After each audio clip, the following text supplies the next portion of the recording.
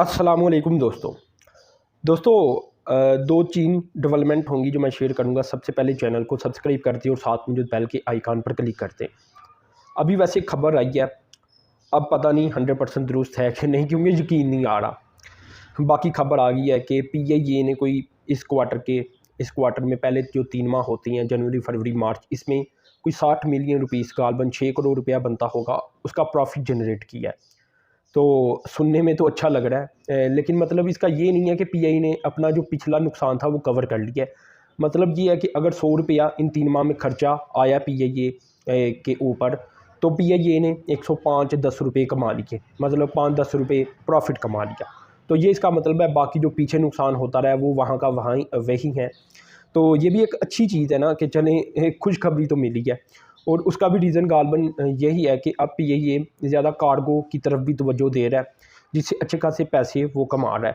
तो खैर ये मेन डेवलपमेंट नहीं थी, क्योंकि ये सिर्फ एक छोटी सी चीज़ ही थी जो मैंने आपको बतानी थी कि ऐसी खबर भी आ रही है। और अगर ये खबर सच्ची है तो इससे अच्छी बात क्या हो सकती है। एक और छोटी सी डेवलपमेंट साथ ही शेयर कर देता हूँ, जैसा कि अगर कई लोगों को नहीं पता तो बता दूं कि चाइना ने कुछ 216 पाकिस्तानी सिटीज़न पोर्ट सुजान से जद्दा मुंतकिल कर दिए थे अपनी नेवल वेसल के ज़रिए, और ये तस्वीर भी आपके सामने आ रही होगी। तो ये चाइना पाकिस्तान की दोस्ती है जिसका पाकिस्तान भरपूर फ़ायदा उठा रहा है, और कई जगह चाइना पाकिस्तान की मदद करता हुआ नज़र आता है। किसी ज़माने में ऐसा होता था कि पाकिस्तान चाइना की ज़्यादा जो सफारती लिहाज से मदद करता था, लेकिन अब उल्टा होता है, क्योंकि चाइना ने खुद को मॉडिफाई किया, खुद को बेहतर किया, अपनी इंडस्ट्री को ग्रो किया। जैसे तरक्की करनी थी वैसे उसने तरक्की की। पाकिस्तान बहुत पीछे रह चुका। पाकिस्तान के पास आज रिज़र्व भी इतने नहीं हैं कि वो अमेरिका और यूरोप से जान ही छुड़ा ले। तो ये है कि पाकिस्तान की प्रायोरिटी कुछ और रही, चाइना की कुछ और रही, लेकिन चाइना फिर भी पाकिस्तान की हर लिहाज से मदद करता है। तो खैर यहाँ अब मेन डेवलपमेंट की तरफ मैं जाना चाहूँगा। मेन डेवलपमेंट यही है कि ब्रिक्स, ठीक है ना, ये एक चाइना और रशिया लेड कहा जा सकता है कि एक ग्रुप है जिसमें इंडिया और इसके अलावा साउथ अफ्रीका और ब्राज़ील शामिल है। तो इन्हीं को मिलाकर इनके पहले पहले वर्ड को ब्रिक्स बन जाता है। तो बताया गया है कि कोई 19 मुख्तलिफ ममालक ने एप्लीकेशन दे दी है कि हमें इसका मेंबर बनाया जाए, जो कि अमेरिकन डॉलर के लिए एक बड़ा धचका होने जा रहा है, क्योंकि ये जो कंट्रीज़ हैं, ये जो ब्लॉक है, ये ब्लॉक ही मिलकर एक नई करेंसी बनाने जा रहा है, जो कि डॉलर को धचका देगी। जो ईस्टर्न कंट्रीज़ हैं स्पेशली, वो इसमें ही ट्रेड करने को प्रायोरिटी देंगी। और यहाँ ये है कि जो भी अमेरिकन डॉलर्स की वजह से परेशान है कि वो ऊपर चला जा रहा है और बाकी ममालिक डाउन होते चले जा रही हैं, उनकी करेंसी की वैल्यू डाउन होती जा रही है, कर्जे बढ़ते चले जा रही हैं, उनके लिए ये बड़ा अच्छा मौका है कि वो अमेरिकन डॉलर को लात मारें और ब्रिक्स के मेंबर बन जाए। तो लेकिन यहाँ जो मेन दचका अमेरिकन डॉलर को लगेगा वो कुछ खास कंट्रीज़ की वजह से लगेगा। यहाँ पाकिस्तान के बारे में भी स्पेकुलेशंस हैं कि पाकिस्तान भी ज्वाइन करने जा रहा है, और पीछे पाकिस्तान ने जो रूस को एक आर्डर भी दिया है और वो भी बगैर डॉलर के।